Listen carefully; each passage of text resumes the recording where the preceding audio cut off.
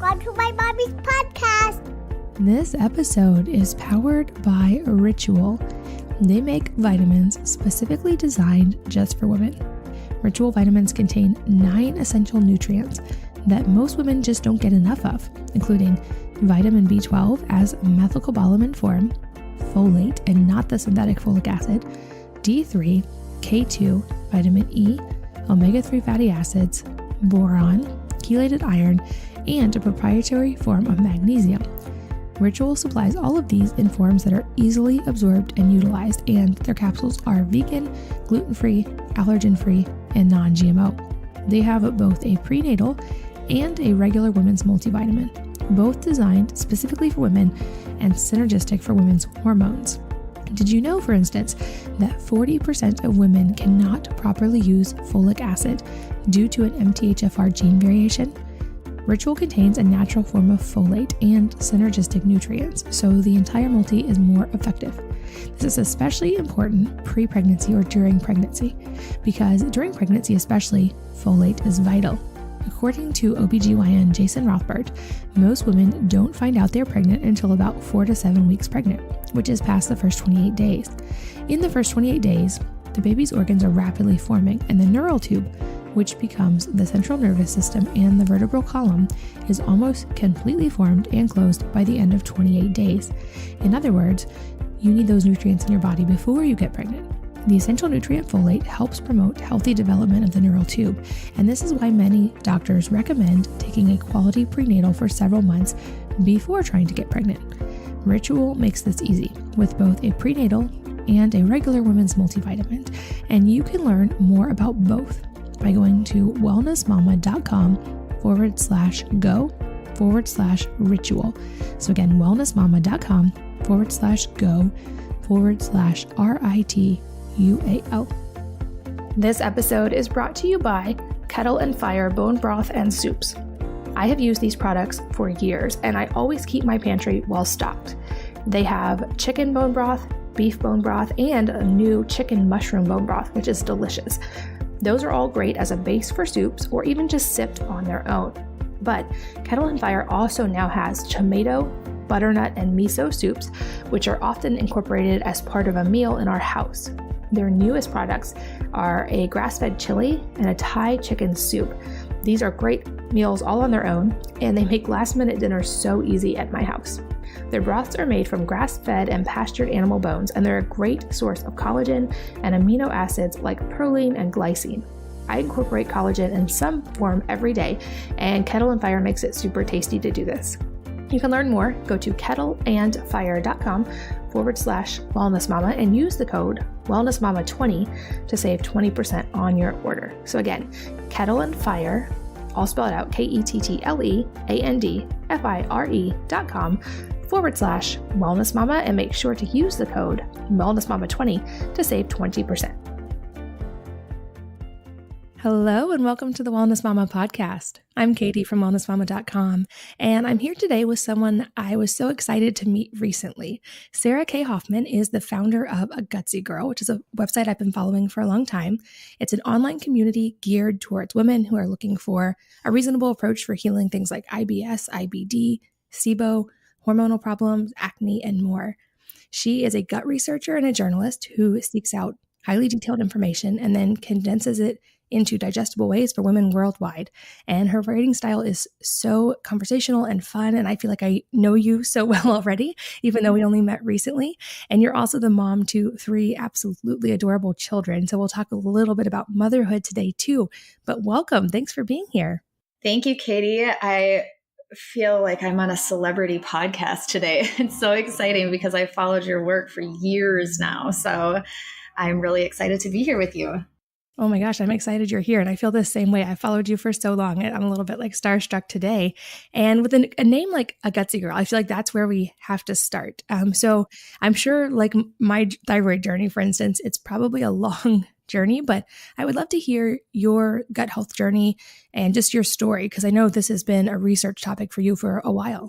I have pretty much been on this journey for over 10 years now, well over 10 years, but I think my journey pretty much started in 2008 when I was diagnosed with colitis.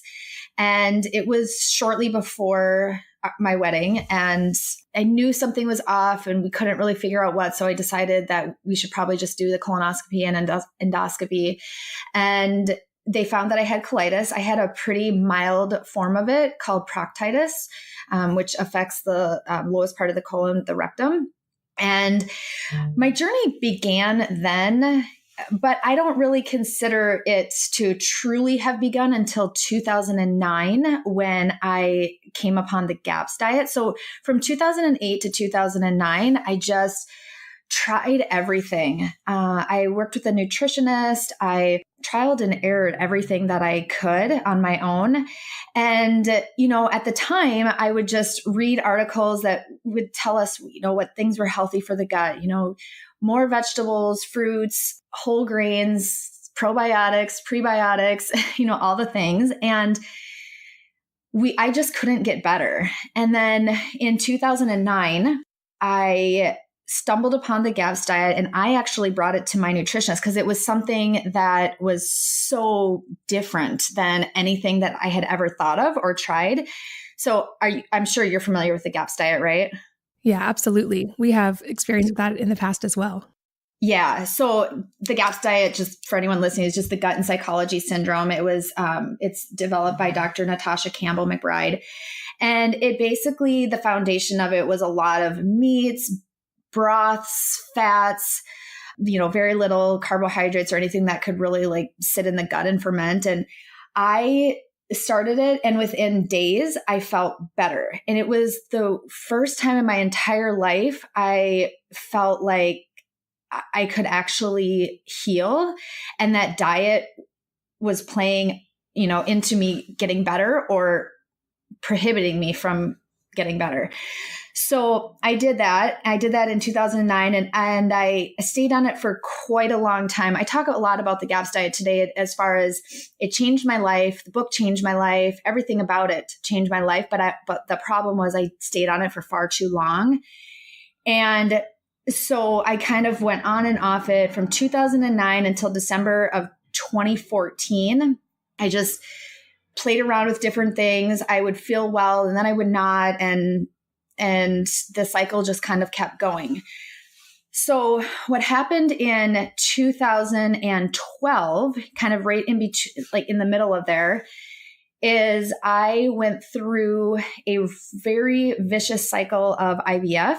And for anyone out there that's listening that's gone through that, what it means. It's a lot of different shots and hormones and really manipulating everything about your cycle. And I think, it all played into my deep, already rooted hormonal issues, and then also my gut issues.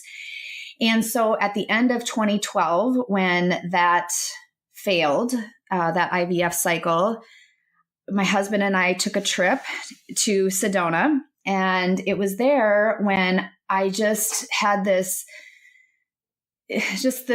whole revelation, if you will. I just wanted everything about my life to change. I wanted to get well. I didn't want to dwell anymore in, infertility or not having children. I really just wanted to turn my life around, make things as positive as possible. And I really devoted my time and my energies in Sedona at that moment to researching and learning everything and spinning it positive. So it was there that A Gutsy Girl was born, because it would play into this whole idea that I'm sitting here with all these gut issues and my stomach is just in misery. And now I've just, gone through a really long, intense period of IVF and infertility. And I made it my mission then with A Gutsy Girls, obviously to play on gut with Gutsy, but also just to build this community, this support community for women that were going through all the things I was. And what I learned then and what I've learned since then is that women typically that have IBS or IBD, it always goes along with something else. So low thyroid or infertility or skin issues, it always goes along with all these other things, but all of these other things are very isolating and you can feel so alone.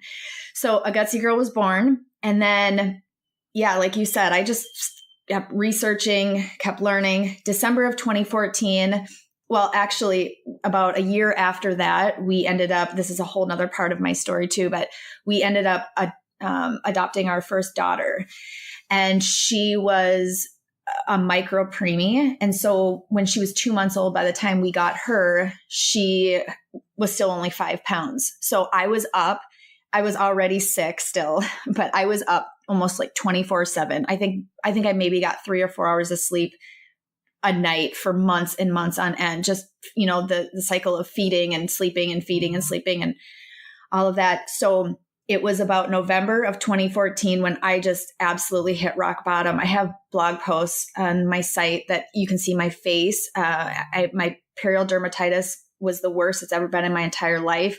It's covered. My face was covered. My stomach was just bloated. And then, things would go through me and I could not catch a break, it seemed like. So at that point, I started seeing a functional practitioner in California. That's where we lived at the time.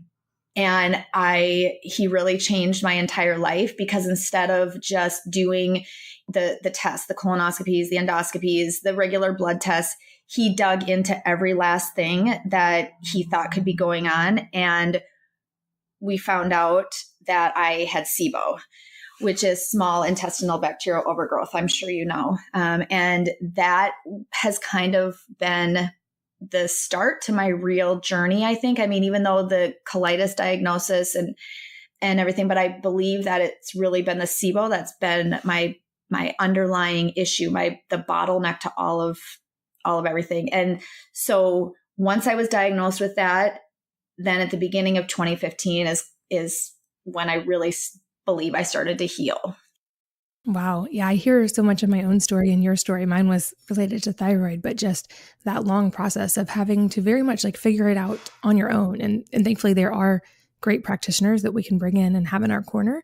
But that's something I've learned so much through my own journey is at the end of the day, we can't outsource our health. And it seems like you found this out as well, that you can learn from so many different sources, but truly the end, it's figuring out that personalized information and applying it to yourself. And I think that's something that you do so well on your website, is to give people the tools and empower them to go down that road and figure out their own steps and their own things. And one thing else that I loved in what you just said was about starting a Gutsy Girl for the community side, because I think that is one of the most overlooked aspects of health. And I talk about it all the time now because I think it's so important. It's something that's missing so much in our modern world, is true community. And so I love that you were working and are working to build this community for women who are all in this journey together. I think that's so beautiful. And you mentioned SIBO. So some listeners may know we had a journey with this as well in our house.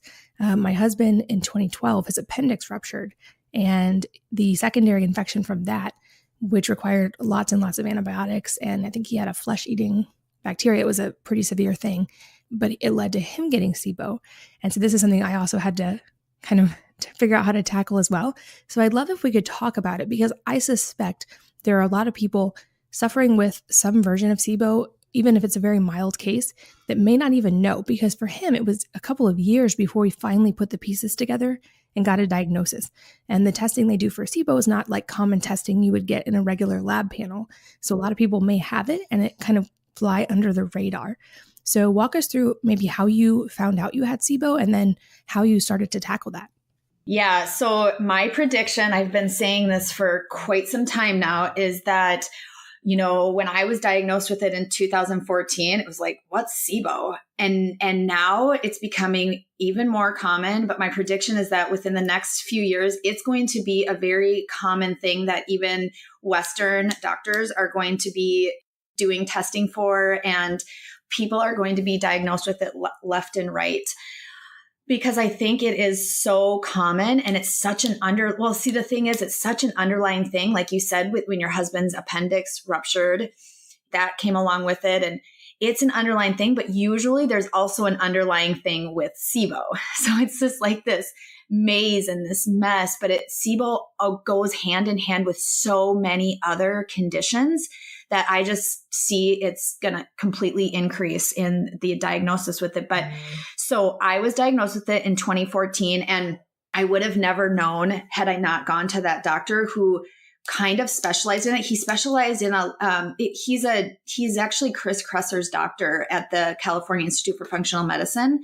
And he studied a lot about SIBO and Lyme disease, which those go hand in hand a lot as well. So I think he was already, kind of looking for that. And maybe I just got lucky that I happened to see him, but my symptoms were very, very classic SIBO symptoms. I could eat one thing and be so bloated. I mean, so to put into perspective, at the height of the whole infertility journey, I remember I was in the airport and a woman came up to me and said, "Oh, when are you due?" And I just started crying, but I was like, I'm not. I have SIBO, thank you, and I'm infertile. But yeah, so bloating, it's just this like horrible, awful. I always said it felt like the gremlins are like pushing against your stomach and trying to get out. That was one of my big symptoms. My other one was the acne. So I got perioral dermatitis so badly. It covered almost my entire face, all around my nose, my chin, really scaly rash. And then the other very classic symptom I had was I was always I could eat a 4-course meal, and within 10, 15 minutes, I was starving again. I could never eat enough. And it wasn't that I gained a lot of weight, or a lot of people will lose a lot of weight with SIBO. I just kind of maintained because I was very, very deficient in a lot of nutrients. By the time I was diagnosed, I was so severely deficient in B12 that he started me on injections to my stomach immediately. I had a lot of joint pain. We always thought that it was from gluten, which it may have been. But I had a lot of joint pain. I was very, very tired. I mean, I would say that's probably one of the symptoms that, looking back for years now, very tired. And then the other classic symptom, I think, which people don't like to talk about, but it's true, is I could be in a room and barely any gas would come out of me, but the entire room would just smell so bad because what happens with SIBO is there's just so much bacteria that stays in your small intestine. The small intestine is supposed to have bacteria, but you're not supposed to have that much. And it just food ferments there, and it's almost like it feels like it's rotting. That's kind of what your insides feel like. And so because I had so many classic symptoms and I could communicate this to him, he tested me for it with the breath test right away. And sure enough, that's what I had. So that was kind of my journey with it and how I knew. But having said that, SIBO is, and I'm not sure what your husband's experience has been like with it, but SIBO is one of those things that is so hard to get rid of. Most people, you don't just do a course of, the herbal antibiotic or the antibiotic or both, and you're better and it's done. I mean, most people, it keeps going and going and going until, which is what I figured out, you really start to address whatever is underlying. Yeah, we had the exact same experience, and some of those classic symptoms as well, especially the bloating. And to be honest, I feel bad, but for a few months, I kind of downplayed it, or didn't really, I was like, well, stop eating so much at a meal, or I don't know why you're bloated, or take some HCl or whatever. And I didn't really understand just how uncomfortable that really can be. And then once we got the diagnosis, it was such a long process. You're right, because a lot of stuff you can figure out remedies for pretty easily. And this, I felt like we were just doing battle with this thing that every time we would cut off its head, it would come back bigger. And it was one of the more frustrating things we've ever had to deal with. And I'm curious what the things were that helped you. And again, this is all I know, very personalized. So I don't think either of our cases is going to be prescriptive, but I think you can learn from some of the commonalities that help people. So for him, he actually did a 21-day elemental diet with, it was this essentially fasting with very specific protocols. And then we did this a long, very careful diet after that with the herbal antibiotics and a lot of supplements. But I'm curious what kind of finally stuck and what works for you. Okay, so in the beginning, I was very adamant that I did not want to take any antibiotics because I kept telling myself, well, this was part of the problem why I got here in the first place. I grew up on antibiotics. I was chronically ill my entire junior year of college that ended up in a tonsillectomy, so I was really adamant. So my doctor, he completely agreed, and we tried the herbal antibiotic route, everything from neem, berberine, Alimax. Combinations. He gave me different, I think it was called GI Synergy. And it was just kind of like a bunch of different herbs in one pill. And I would, whatever. I did all of the things. And I tried that religiously for, I don't know, a few months. And I wasn't getting any better. In fact, I was getting worse. And so he said, I think you're going to need the antibiotic.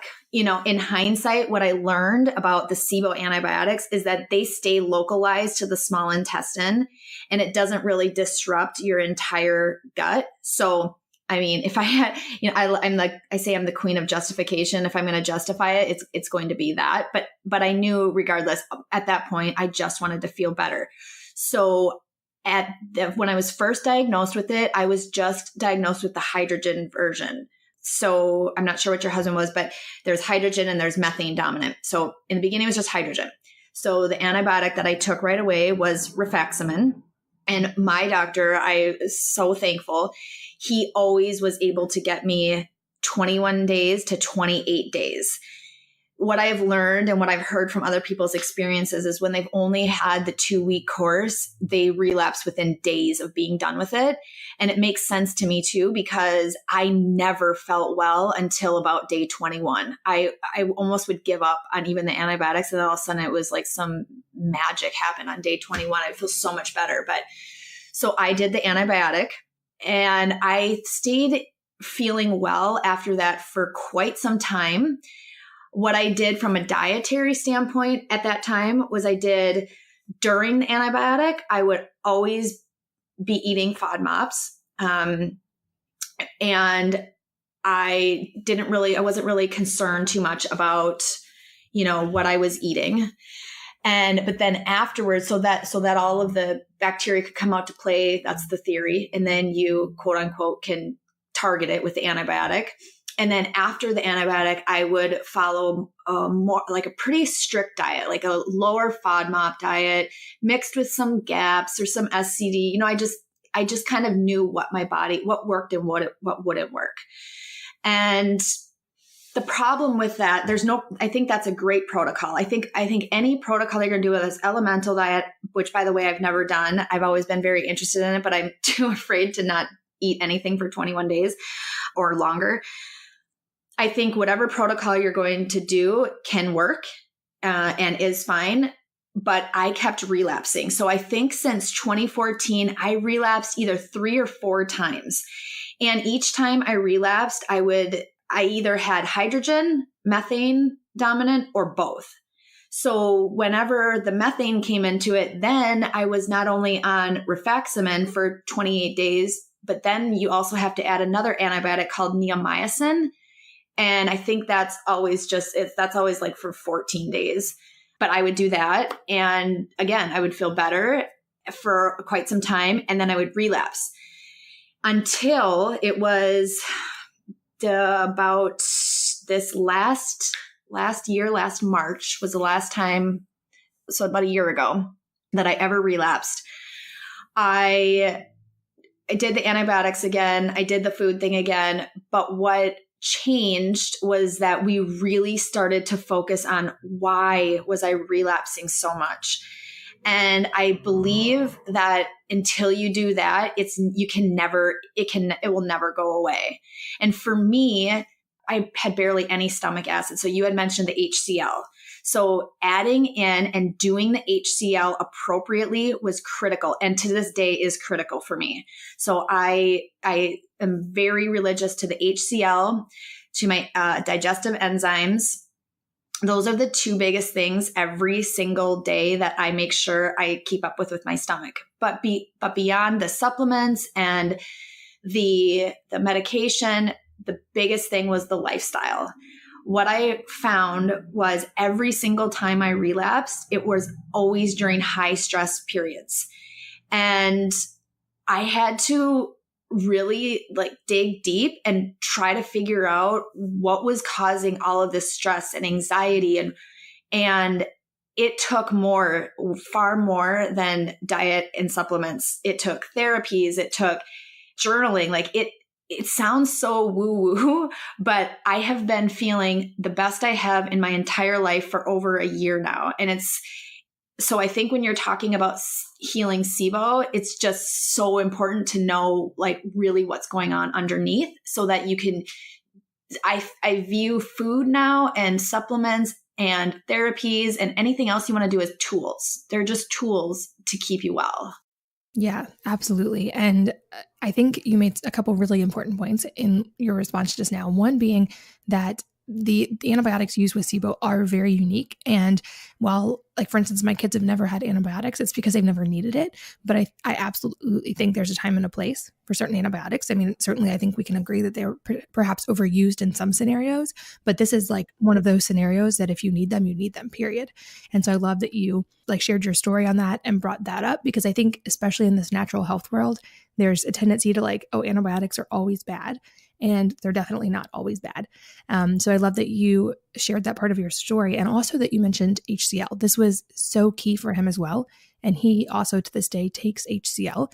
I think this is actually another area where we're going to see like growing awareness about this. I think a lot of people have that, even if it's like a very subclinical, like they wouldn't necessarily notice until they started taking the HCl, and then they notice how much better they feel.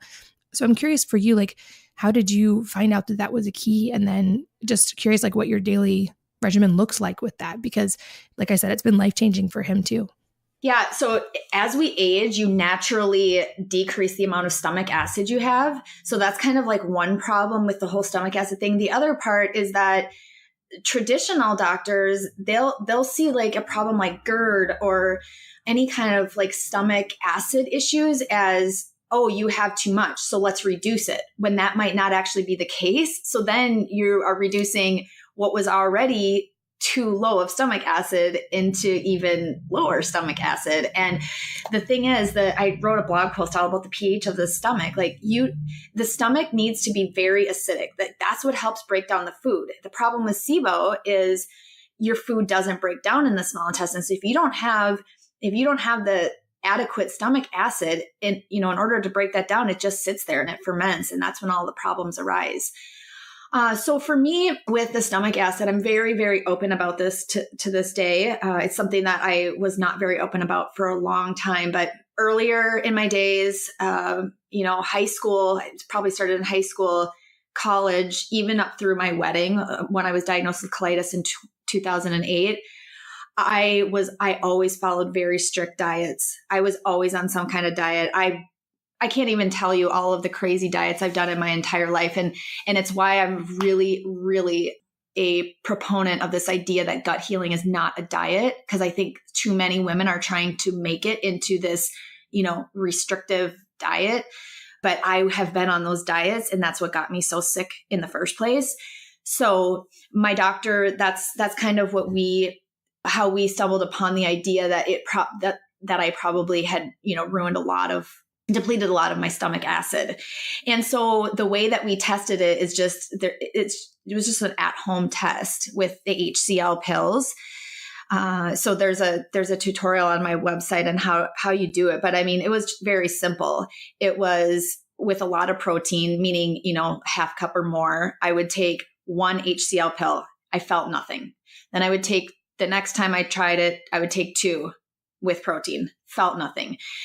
Until I got all the way up to I think at one point 13 HCl pills, and I still wasn't feeling anything.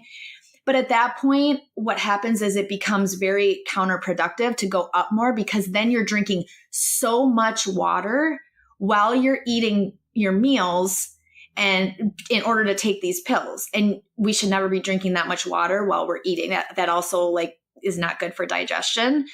So my doctor, what we decided to do is I was never going to be taking 10 or more pills in one sitting. So even if it's HCl. So I think what we did was we just kind of normalized it. I think he had me taking in the beginning 5 or 6 HCl. until the day I felt a little burning sensation. That means that then you're producing enough stomach acid and you don't need that many anymore. So I did that for a very long time. I mean, I stayed at 5 or 6, I don't even know, probably for a couple years. And then today I'm down to like 1 or 2. I could probably do without, but I'm just so, like overcautious. I don't feel anything at 2.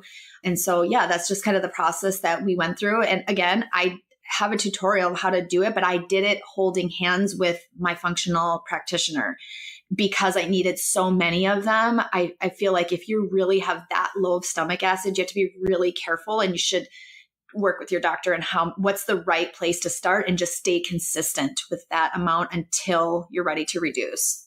That's great advice. And I will make sure we link to your post about that so that people can read for themselves. And I echo your encouragement to always find a practitioner you can have in your corner, because it's great to have someone that has been there who you can ask advice to. And you mentioned FODMAP a few minutes ago. So I'd love for you to walk us through what those are and how they come into play.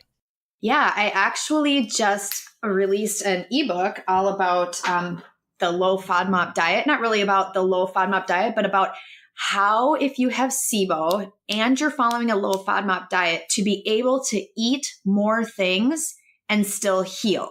So FODMAP stands for fermentable oligosaccharides, disaccharides, monosaccharides, and polyols. So they're just things that are found in our food. And the thing with FODMAPs is that I'll never forget, I went to see an aunt in Southern California once, and I got there. It was shortly after my SIBO diagnosis, and she told me that she was making some meal for dinner and had apples and onions and garlic in it.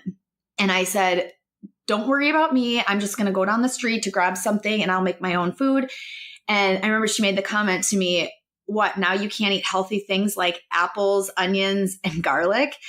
And that's the thing about the FODMAPs, is that they are healthy things, quote unquote, healthy things that, we think normal people should be able to eat all the time and in abundance because they're so good for us. But the problem is that they contain some, a FODMAP in some way, shape, or form. And it doesn't ferment right for people that have SIBO. So yeah, they're just classifications of food pretty much. And they are a collection of short chain carbohydrates that are not absorbed properly in the gut. And when they're not absorbed properly in the gut, they can trigger symptoms in people with IBS. Got it. And I know something else that comes into play sometimes with these particular conditions is things related to histamine intolerance. So I'm curious if you have personal experience with that and what you learned about that, if so, during your journey. Yeah, so I actually don't have anything with histamine intolerance, not that I know of. I mean, obviously, once you start going down one rabbit hole, I could find myself in so many, going down so many other ones. I've just chosen not to. That said, I have written about histamine intolerance before because so many people with SIBO do have a histamine intolerance and can't eat a lot of things. And I know a lot of the histamine intolerance, I'm not sure what your symptoms are like, but it's a lot of like hives, red eyes, nasal congestion, headaches, runny nose, things like that. I've never had anything like that. So I know that it's very common with people that have SIBO, which also then limits their diet even more, unfortunately. And also I know that you and I are on the same page with this, but that's one thing I love about the Thrive probiotic is that there are no histamines in it, and there are in a lot of probiotics. So the way that I tell people really to approach SIBO mixed with a low histamine diet is I always say, whatever you're really trying to address most, do that first and then add to it. So for me, like with SIBO and colitis I'll take SIBO and the low thyroid. My main goal there was to heal the SIBO, because then, it's a trickle effect. Everything else starts healing as well. But so healing the SIBO for me meant to follow, low FODMAP, this, that, and the other. But if I also wanted to, then compound it with the thyroid, then I would try to add foods in that would also work with low FODMAP to help the thyroid. So the same thing goes for when people ask me about a low histamine diet with a low FODMAP diet. So if SIBO is the most important thing to you, start there. And then you take, there's low histamine diet was like, eggs are low FODMAP. So great. Keep it there, or just that's how I think it works best when you have a combination of a lot of things going on. Yeah, that's great advice. And yeah, definitely we're on the same page with the probiotics. And that brings up another good point, because probiotics can be a really confusing topic if you have any kind of gut issue, I feel like. I know like on the GAPS diet, when we did that, there were very specific probiotic recommendations. And the probiotic I now use, also Just Thrive, it was not even available back then. And so there's so many different options now. But do you have any like general guidelines for that? Because from what I've read and from our experience with my husband's SIBO, some probiotics can actually make things worse if you are just kind of throwing probiotics at it. Yep. I write a lot about this on my blog, but one of my favorite posts I ever wrote about this was, should I take a probiotic with SIBO? That is before I met Just Thrive. But even still, I do still take this very same approach, because it is such a subjective topic in the healing SIBO world. And I think what it really comes down to is, what stage are you in and what kind of probiotic are you taking? So, I don't remember exactly which probiotic it was. It doesn't really matter. But I was taking it when I was trying to, along with my antibiotics and all this other stuff, and I couldn't figure out why I kept being so bloated. So my doctor said, just try cutting the probiotic for a while and see what happens. And sure enough, I started feeling much better. So whatever was in that probiotic was not working in that particular stage of healing. So a lot of times, once I would feel better, and my symptoms were had really diminished, I would start taking the probiotic again so that I could repopulate anything that I needed to continue repopulating, I think that, it's just such a tricky topic. I have been taking Just Thrive for a couple months now, and it's been incredible for me. And I know other people that have active SIBO are taking it, and they say that it's working for them as well. I think when it comes down to probiotics, you really have to look at the strains and the species. There's in addition to I really feel like a lot of supplements are so much snake oil at this point, because there's the market is just flooded with them. And you really have to, I have a new blog post too about gut healing with minimal supplements, and there's just a few that I take now, because the more supplements we take, the less we know really what's working and what's not. And then the less we're able to really investigate and to know what is in that capsule. What are we taking? What are their tests? How do they test it? Where are they sourcing their ingredients? There's so many different things. Like a probiotic is not just a probiotic. I always think about that old Activia commercial where they talked about, how that yogurt is so great for you. It's got all these probiotics. I'm like, but look at the ingredients, and I just feel like that with all probiotics, and then especially if you have SIBO and choosing the right probiotic. Yeah, I agree completely. And that's what I loved about these specifically, is them being spore-based. They're so much less reactive. Like you said, they don't have the histamines or dairy or a lot of the things that if you have any kind of special condition, you may be avoiding. And so I've heard the same thing from my readers. Just it's helped so many people. And it sounds a lot like you. My husband takes HCl and those probiotics daily, and then everything else kind of is in rotation or as needed. But those are his two non-negotiables. This episode is powered by Ritual. They make vitamins specifically designed just for women. Ritual vitamins contain 9 essential nutrients that most women just don't get enough of, including vitamin B12 as methylcobalamin form, folate and not the synthetic folic acid, D3, K2, vitamin E, omega-3 fatty acids, boron, chelated iron, and a proprietary form of magnesium. Ritual supplies all of these in forms that are easily absorbed and utilized, and their capsules are vegan, gluten-free, allergen-free, and non-GMO. They have both a prenatal and a regular women's multivitamin, both designed specifically for women and synergistic for women's hormones. Did you know, for instance, that 40% of women cannot properly use folic acid due to an MTHFR gene variation? Ritual contains a natural form of folate and synergistic nutrients, so the entire multi is more effective. This is especially important pre-pregnancy or during pregnancy, because during pregnancy especially, folate is vital.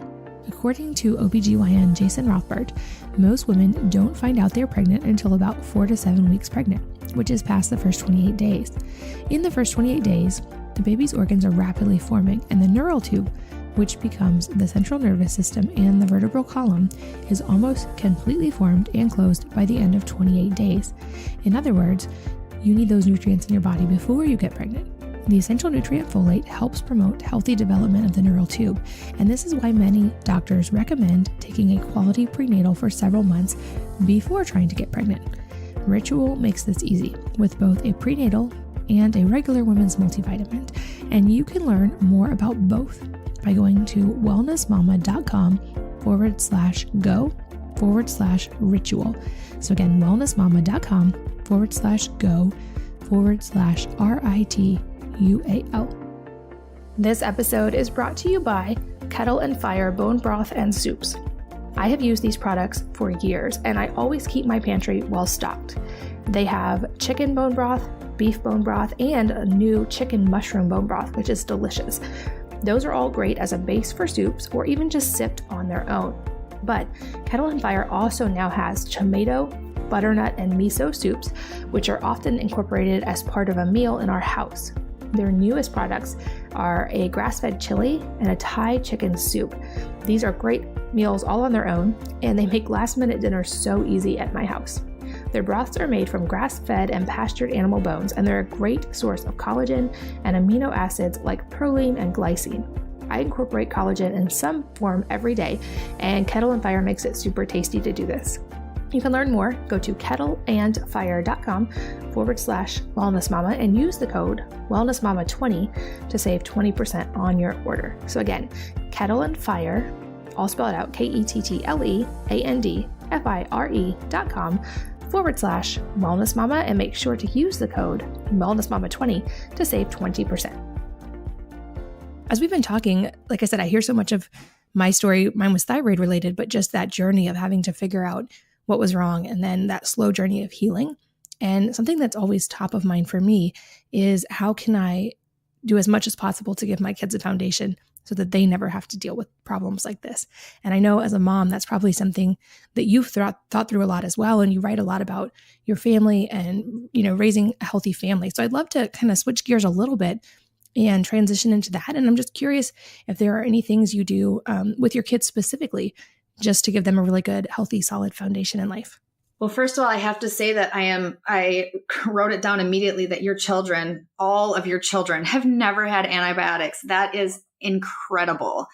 That is just so fascinating to me. And I need to have a offline conversation with you about that. My children have had antibiotics, but again, I just have to take out anything that I feel about that. So all three of my children are adopted, and we adopted all three of them from the foster care system, and they came to us all as babies, pretty much as babies, but they were all prematurely born and were born into the world under less than ideal circumstances. And so people say that it's just perfect. It was so meant to be that I got the children that I did, because I actually have a tab on my website called Gutsy Children, because all three of my children have some sort of gut or another issue that is playing into their gut issue. So like my oldest has severe eczema, and my middle child was just diagnosed with intestinal parasites. And he also has low stomach acid. It's crazy. And enzymes. And then the baby, well, she's not a baby anymore. She's almost 3, but she definitely has a lot of stomach issues. And we're just treating her as if she had intestinal parasites, because my middle child is her biological brother. And they have a very, very similar, everything. They'll get really bloated, and they just, so we're treating them the same. But what I do for them is I approach their diet and their lifestyle as sanely as possible, but without normalizing it, if that makes sense. So, like, I feel like it's so normal for kids to wake up and eat sugary cereals and, live off of that stuff all day. And my children don't. And I think that's okay. We have treats. Of course we do, like any other family when they're out, in public and at school, whatever, it's okay.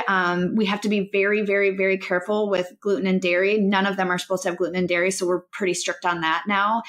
In fact, my middle child, the one that has the parasites, he got into gluten on Sunday and had rashes all over his face. So it's just another, confirmation for me of why we live like this. I really like make things fun, for example, instead of like normal ketchup with their stuff, I get the Sir Kensington's ketchup, and we always call it Mommy's Special, whatever. So Mommy's Special ketchup, or we do coconut aminos. It's Mommy's Special sauce, and they think that's fun. I just make things fun for them, and like it's really, really, things taste normal to them. Everything does. People just can't believe that, they want to eat vegetables and they want to eat, potatoes and fruit, and that's just because children do as they see. They want to be like us. They want to mirror the things that we're doing, and that's just how we live. I'm not trying to, be this outstanding mother of the year with how I feed them and the things that we do. I'm just trying to set them up for a healthy life, because I know in my research and in my own life that taking care of the gut and taking care of yourself has incredible impacts on your life. And because so much of the immune system lies in your gut, if I don't take care of it for them and help them and teach them why it's important, I don't know what could lie ahead for them. So I think that's why I'm so passionate about it. They take enzymes before they eat. We do the Just Thrive probiotic. I open the capsule and put it in their food. So they take maybe like half of one, obviously, instead of a full one. And then they just, they take their fish oil, and beyond that, I mean, it's pretty normal. Yeah, that's awesome that you are their mom, because it sounds like that is a perfect match, and thank goodness that they have you. And I think that's also so important that you mentioned, trying to keep that mindset sane, because we also definitely don't want to raise our kids with any kind of issues surrounding food, or like any kind of like long complex that's going to last into adulthood. So it sounds like you're taking an amazing approach. And I also love that you brought up eczema, because that's something that in our time with the GAPS diet, of course, you learn that skin health is so tied to gut health. And I hear from a lot of moms, I think eczema is also on the rise, but a lot of moms whose children are struggling through that. And that was something I had to learn too, is that it doesn't matter necessarily what you put on top of the skin. If eczema is happening, there's something inside the body that's also going on. So you have to address both of those. So are there things that you have found especially helpful on the eczema side? Because I know a lot of parents are in that right now. Yeah, that's the thing with, I love skincare. Beauty counters, my jam, whatever. But I think too many people are trying to say, like, for adults and for kids and for everyone, that, all these topical things that's going to just turn your life around. Your skin's going to be great in 3 days. And that's just not the case. My perioral dermatitis was never going to go away no matter what kind of product I used. It all came back to my gut. When my SIBO was healed, it just, quote unquote, magically went away.